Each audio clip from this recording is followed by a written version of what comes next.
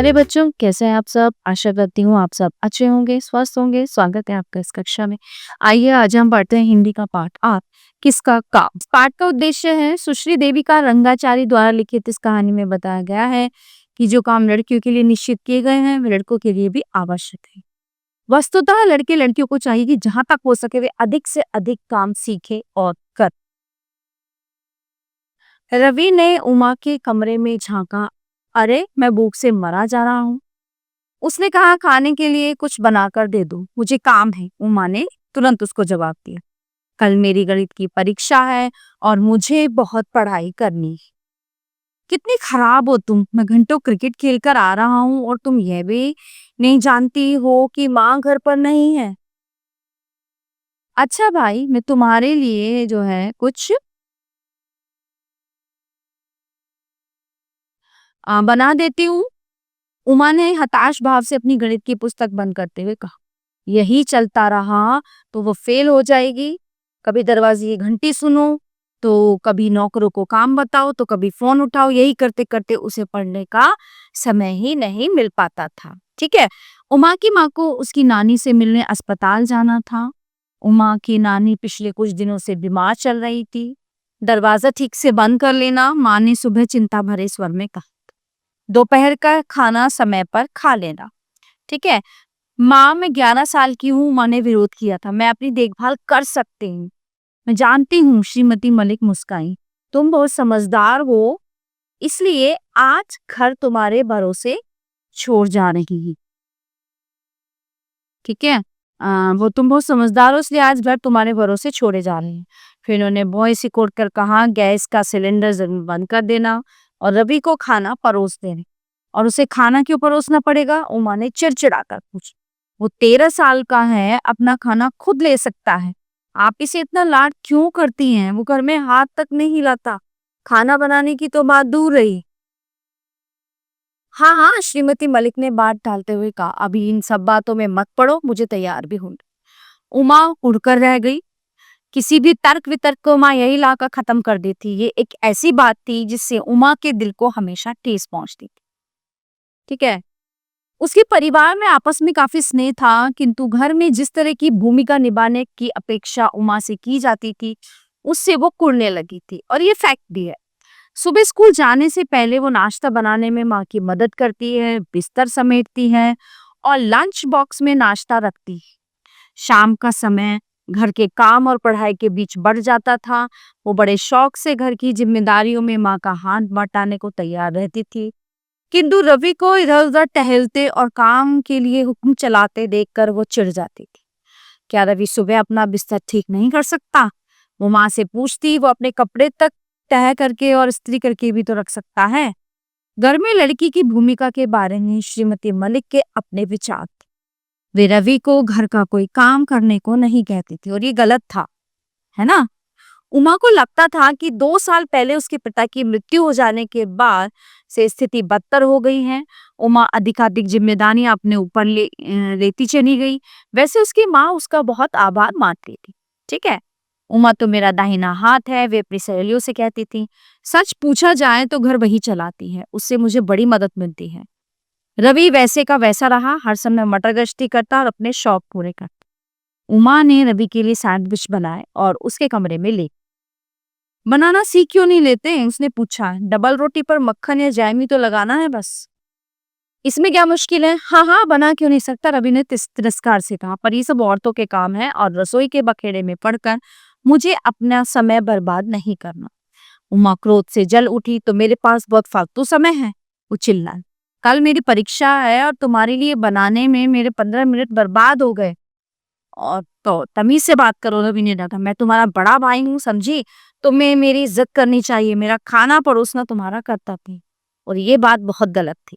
उमा पैर पटकती हुई कमरे से बाहर आ गई। उसकी आंखों से आंसू डबडबा रहे थे। सैंडविच के लिए रवि ने उसका एहसान तक नहीं माना। उसने अपना सिर जोर से झटका और आंसू पोंछ लिए। ऐसी छोटी मोटी लड़ाई को लेकर अपनी परीक्षा नहीं बिगाड़नी है। आखिर अपने भाई से उसकी इस प्रकार की बहस पहली बार तो नहीं।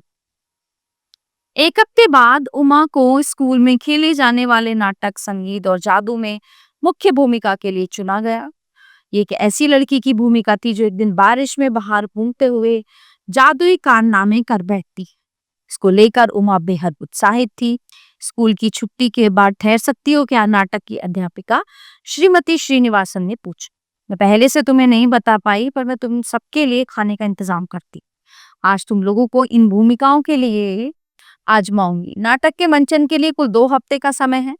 तुम लोग स्कूल के दफ्तर चलो, वहां से अपने अपने घर फोन करके माता पिता से पूछ लो, मतलब उनसे जो है परमिशन ले लो यहाँ पे रुकने।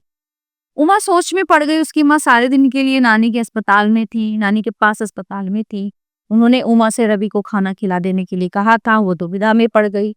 फिर उसने कुछ तय कर लिया।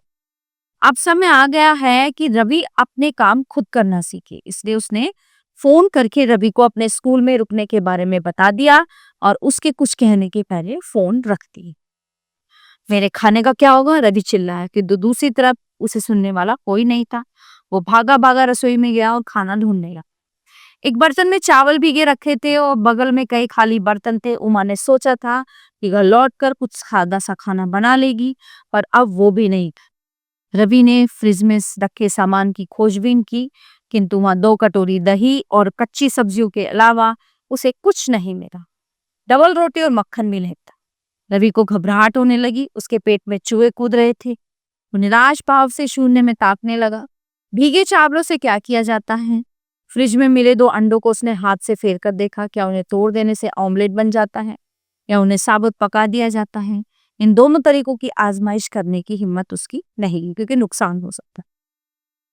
थोड़ी देर के लिए भूख मिटाने को चाय का एक प्याला मिल जाता। खोजने पर उसे चाय की पत्ती, दूध और चीनी मिल गए, किंतु उसे समझ में नहीं आया कि इन्हें एक साथ जो है मिला देने पर चाय कैसे बन जाती है। ठीक है, अब होता क्या है, हताश होकर वह भीगे चावल चबाने लगा, किंतु उन्हें तुरंत थूक दिया। ऐसी स्वादहीन चीज उसने पहले कभी नहीं खाई। उसे भूख से कमजोरी महसूस होने लगी। वो धम्म से सोफे पर जा बैठा। उमा कितनी खराब है जो आज उसे मुसीबत में डालकर गायब हो गई। माँ से इसकी शिकायत करूंगा। और अचानक बाजार का ख्याल आने से वो एक झटके से उठकर खड़ा हो। किंतु तब उसे ध्यान आया कि उसके पास पैसे नहीं है, तो उसके सारे उत्साह पर पानी फिर गया। जब उमा घर लौटी तो 5 बज चुके थे। अंदर जाकर रवि को सोफे पर पड़ा देखकर वो हैरान रही। अरे तुम क्रिकेट क्यों नहीं खेल रहे हो? उसने मुस्कुराकर कहा। तुम्हारे दोस्त, सारी दोस्त तो बाहर हैं। सोफे से कराहने की आवाज है। उमा, उस लेटी हुई आकृति ने खोखले स्वर में कहा, मैं मरा जा रहा हूँ, मुझे कुछ खाने को दे दो प्लीज। अपने हट्टे कट्टे भाई की इस हालत को देखकर उमा ने अपनी हंसी दबाई और कुछ खिलाने के लिए रसोई में दौड़ आई। 20 मिनट में रवि के सामने आमलेट, ताजा सलाद और झटपट तैयार की गई आलू की सब्जी से भरी प्लेट हाजिर थी। खाना खाकर रवि की जान में जान आ। तुमने मुझे बचा लिया, वो बोला। बहुत धन्यवाद। धन्यवाद की कोई बात नहीं है, उमा ने मुस्कुराकर कहा। रवि को सोफे से उठता देख उसने पूछा, क्रिकेट खेलने जा रहे हो? नहीं, रवि ने दृढ़ स्वर में कहा। मैं रसोई में जा रहा हूँ और तुम मुझे खाना बनाना सिखाओगी। 1 घंटे बाद श्रीमती मलिक जब घर लौटी तो उन्होंने अपने दोनों बच्चों को रात के खाने की तैयारी में लगे देखा। रवि अपने बेटे का उत्साहपूर्वक पत्ता गोभी काटना उनके लिए एक ऐसा अजीबोगरीब दृश्य था कि वे चिल्ला पड़ी, तुम क्या कर रहे हो, क्या कर रहे हो? रवि उनकी ओर घूमा। माँ, मैं खाना बनाना सीख रहा हूँ। यदि मैंने पहले ही सीखा होता तो आज मेरी कम से कम मरने वाली हालत तो नहीं होती। लेकिन श्रीमती मलिक से बोली, नहीं माँ, उमा को कुछ मत कहो। रवि ने दृढ़ स्वर में कहा। उन्हें अपनी दुर्गति के बारे में बताया। मैंने तय कर लिया है, उसने कहा, मुझे अपना काम चलाने भर का तो खाना बनाना आना ही चाहिए। आखिर तुम और उमा कब तक मुझे बना बना कर खिलाती रहोगी, है ना उमा? श्रीमती मलिक कुछ नहीं बोली, केवल मुस्कुराती रही। आखिर बेटा बात तो ठीक कर रहा। और ये फैक्ट है, जो हमारे बेसिक काम होते हैं रोजमर्रा के, उसमें जेंडर का कोई लेना देना नहीं है। ये लड़का करेगा, ये लड़की करेगी, ये करेगा, ये नहीं करेगी, ऐसा नहीं। सबको सब काम आना बहुत जरूरी। प्यारे बच्चों, ये पाठ यहीं पे समाप्त होता है। आशा करती हूँ आपको अच्छे से समझ आया होगा। मिलते हैं अगली कक्षा में। धन्यवाद।